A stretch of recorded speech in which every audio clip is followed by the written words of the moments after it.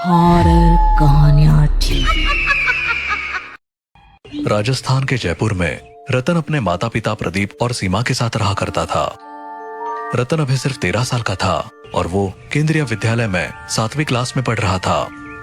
आज उसके स्कूल में उसे बताया गया कि उन लोगों को भानगढ़ स्कूल ट्रिप पर ले जाया जा रहा है। क्या? School trip? नहीं नहीं, तू ट्रिप पर नहीं जा सकता। क्यों? क्यों का क्या मतलब? तुम्हें पता नहीं है क्या तुम्हारी परेशानी? अरे पापा, तेरे पापा सही कह रहे, तू नहीं जा सकता। रतन अपने माँ बाप के इनकार से रोने लगा। हालांकि उसे भी पता था कि उनकी बात सही है, लेकिन एक बच्चे का दिल कैसे माने। आप चाहो तो वर्मा सर से बात कर लो, उन्होंने कहा था वो मेरा ख्याल रखेंगे। प्रदीप ने वर्मा सर को कॉल किया तो वर्मा सर ने उन्हें आश्वासन दिया कि वो उसका ख्याल रखेंगे। तो प्रदीप ने रतन को जाने की इजाजत दे दी। स्कूल ट्रिप की इजाजत मिलने से वो बहुत खुश हुआ और अगले दिन वो अपनी पूरी क्लास के साथ बस में बैठकर भानगढ़ की ओर निकल गया। बस भानगढ़ की ओर बढ़ रही थी। बच्चे हंसी ठिठोली कर रहे थे। रतन अपने दोस्त गिरीश के साथ बैठा था और उसके आसपास बबली, रवि, बॉबी, संजय और चंदू भी बैठे थे। सब बहुत एक्साइटेड थे, लेकिन उधर रतन के माता पिता घर पर बेचैन थे। सीमा, मुझे कुछ अच्छा नहीं लग रहा। हमें उसे नहीं भेजना चाहिए था। आप चिंता ना करो, सब ठीक होगा। मैंने उसके हाथ में एक धागा बांध दिया था, जो कि पंडित जी ने मुझे खास उसकी सुरक्षा के लिए दिया था। चलो, ये तुमने अच्छा किया। इधर बस में बच्चे हंसी मजाक कर रहे थे, लेकिन तभी अचानक रतन के शरीर में अजीब सी हरकतें होने लगी। उसके हाथ पैर अकड़ने लगे, वो कांपने लगा और उसकी आंखें ऊपर चढ़ गई। रतन, रतन, क्या हुआ तुझे? सर, जल्दी आइए, रतन को कुछ हो रहा है। वर्मा सर तुरंत उठे और रतन की तरफ भागे।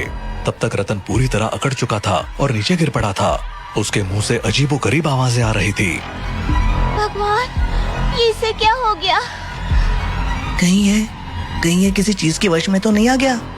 ऐसा मत कह। वर्मा सर रतन के पास झुके और उन्होंने उसकी नब्ज चेक की। मुझे लगा था कि ऐसा होगा, लेकिन इतनी जल्दी होगा इसका अंदाजा नहीं था। मतलब आपको पहले से पता था? सर, हमें कुछ समझ में नहीं आ रहा।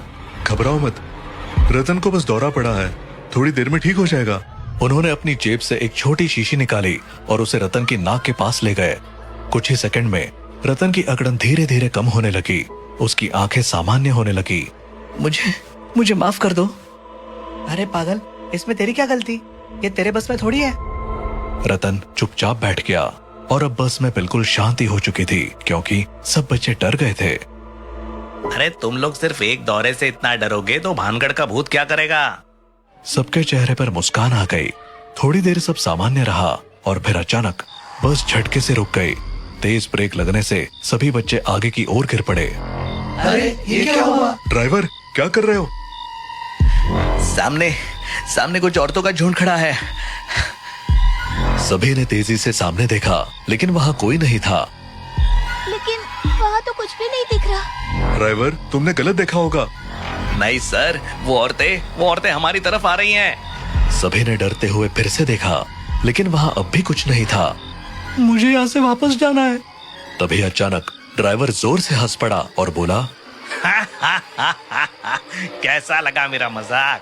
सभी बच्चे और वर्मा सर चौंक गए। क्या तुमने हमें डराने के लिए ये सब किया? मैं तो सच में मरने ही वाला था डर के मारे। ड्राइवर, ऐसी हरकत मत करो, बच्चे पहले ही डरे हुए हैं।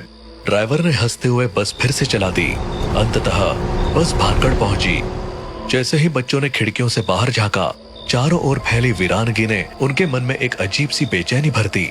हवा ठंडी थी, लेकिन उसमें एक अनकही घुटन थी, मानो वो किसी अनदेखे साए की निगरानी में थे।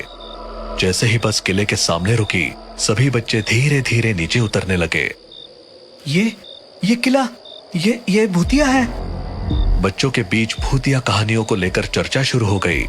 कुछ इसे मजाक समझ रहे थे, तो कुछ के चेहरों पर हल्का सा डर झलकने लगा था। तभी अचानक उनके सामने एक अजीब सा गार्ड प्रकट हुआ। वो गार्ड लंबा था, झुकी हुई कमर, गहरी आंखों के नीचे काले गड्ढे और चेहरा ऐसा जैसे परसों से नींद ना ली हो। तुम सबको डरने की जरूरत नहीं, ये सब बस कहानियां हैं। अंदर जाओ, आराम से घूमो। लेकिन क्या? नहीं, कुछ नहीं। चलो बच्चों, डरने की जरूरत नहीं। हम सब साथ हैं, कोई भूत वूत नहीं होता। आखिरकार सभी बच्चे और टीचर किले के अंदर दाखिल हुए। अंदर घुसते ही एक अजीब सी ठंडक महसूस हुई। हर तरफ टूटी फूटी दीवारें, झड़ते हुए पत्थर और उन पर जमी काई। हवा भी वहां अजीब तरीके से बह रही थी, मानो कानों में कोई फुसफुसा रहा हो। किसी को कुछ समझ नहीं आ रहा था कि इस किले में ऐसा क्या खास है। सब इधर उधर बिखर चुके थे। तभी अचानक गार्ड घबराया हुआ भागते हुए वर्मा सर के पास आया। सर, सर, आपका एक छात्र वहाँ गिर पड़ा है, बहुत तड़प रहा है। क्या रतन को फिर से दौरा पड़ गया? वर्मा सर और कुछ बच्चे तेजी से उस ओर दौड़े जहां गार्ड इशारा कर रहा था, लेकिन वहां जो देखा उसने सभी को हैरान कर दिया। वहां जमीन पर रतन नहीं बल्कि गिरीश पड़ा हुआ था। उसका पूरा शरीर झटके खा रहा था, मानो कोई अदृश्य शक्ति उसे झकझोर रही हो। गिरीश को क्या हो रहा है? ये तो रतन के साथ होता था ना। इससे पहले कि वर्मा सर कुछ कर पाते, अचानक गिरीश हवा में उठने लगा। ओ माय गॉड, ये क्या हो रहा है? गिरीश, गिरीश! सभी के होश उड़ गए। रतन गिरीश को आवाज दे रहा था, जो कि अब हवा में सीधा खड़ा हो गया था, और फिर उसकी आंखें सफेद पड़ गई। उसके होंठ अजीब तरीके से हिलने लगे और फिर एक भयंकर गहरी डरावनी आवाज निकली।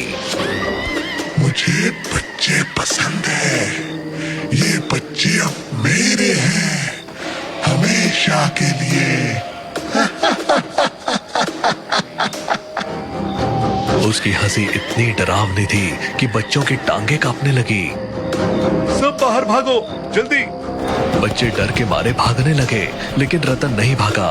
उसने हिम्मत जुटाकर कहा, नहीं, मैं गिरीश को छोड़ के ऐसे नहीं जा सकता, वो मेरा दोस्त है। जैसे ही सब लोग किले के बाहर निकले, दरवाजा अचानक जोर से भड़ाम की आवाज के साथ बंद हो गया। गिरीश और रतन अंदर रह गए। सर, हम ऐसे ही उन्हें मरने के लिए नहीं छोड़ सकते।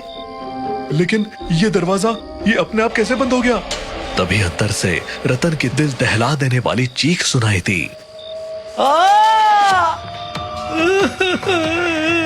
सर, आपने उसे अकेला क्यों छोड़ दिया? हम सबको बचाना आपकी जिम्मेदारी थी, खास तौर पर रतन को। वर्मा सर को अपनी गलती का एहसास हुआ। उन्होंने एक नजर किले के बंद दरवाजे पर डाली और फिर पूरी ताकत से उस पर धक्का मारने लगे। कोई मेरी मदद करो, हमें दरवाजा तोड़ना होगा। खोलो, दरवाजा खोलो, खोलो। गार्ड और ड्राइवर पीछे खड़े होकर सब देख रहे थे। ड्राइवर ने धीरे से कहा, उसकी चीख सुन के तो ऐसे लग रहा है कि वो मर गया होगा। हाँ, शायद दोनों ही मर चुके हैं। दो बच्चे भूत से कैसे लड़ सकते हैं? ये सुनकर बच्चों का खून खौल उठा। तुम लोग मदद नहीं कर सकते तो एटलीस्ट चुप तो रहो। हाँ, हम अपने दोस्तों को ऐसे नहीं छोड़ सकते। वर्मा सर और बच्चे पूरी ताकत से दरवाजा तोड़ने लगे। दूसरी तरफ किले के अंदर गिरीश अब भी हवा में था। वो रतन से बोला, अच्छा हुआ तू रुक गया, एक से भले दो। अब तू भी मेरा शिकार होगा। गिरीश हवा में तैरते हुए रतन की तरफ बढ़ने लगा। रतन भागने लगा, लेकिन गिरीश के अंदर जो भूत था उसने उसे जकड़ लिया। रतन छटपटाने लगा। तभी अचानक रतन का हाथ गिरीश की कलाई पर पड़ा। गिरीश की कलाई पर एक लाल धागा बंधा था, जो उसके शरीर से हल्का सा छू गया। एक भयंकर चीख गूंज उठी। गिरीश का शरीर झटके खाने लगा और एक काले धुएं जैसी छाया उसके शरीर से बाहर निकलने लगी। नहीं, ये धागा, ये कैसे? रतन ने बिना वक्त गंवाए गिरीश को कसकर पकड़ लिया और दरवाजे की ओर दौड़ा। तू बच नहीं सकता, तेरे दोस्त तुझे छोड़कर भाग चुके हैं। तुझे मैं हमेशा के लिए यहाँ कैद कर लूंगा। तभी एक जोरदार धमाका हुआ। दरवाजा टूट चुका था और बाहर से वर्मा सर, बच्चे, गार्ड और ड्राइवर अंदर घुस गए। रतन, जल्दी भाग। रतन ने गिरीश को घसीटते हुए दरवाजे की ओर दौड़ लगाई, लेकिन भूत हवा में उठने लगा। उसकी काली आकृति विकराल हो चुकी थी। तुम लोग मुझसे बच नहीं सकते। रतन ने फौरन अपने हाथ से धागा खोला और उसे भूत की ओर लहराया। ये ले, अब तेरा कोई बस नहीं चलेगा। भूत जोर से चीखा और तेज हवाएं चलने लगी। दीवारें कांपने लगी, जमीन दरकने लगी। सब लोग बाहर भागो। सब बच्चे दौड़ पड़े।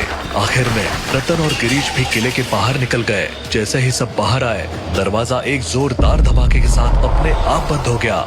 सब हाफते हुए एक दूसरे की ओर देखने लगे। गिरीश होश में आ चुका था। मैं बच गया। हाँ दोस्त, तू बच गया। तभी अंदर से उस भूत की एक डरावनी चीख सुनाई दी। सब लोग डर के मारे फौरन बस में चढ़ गए और जयपुर की तरफ निकल गए।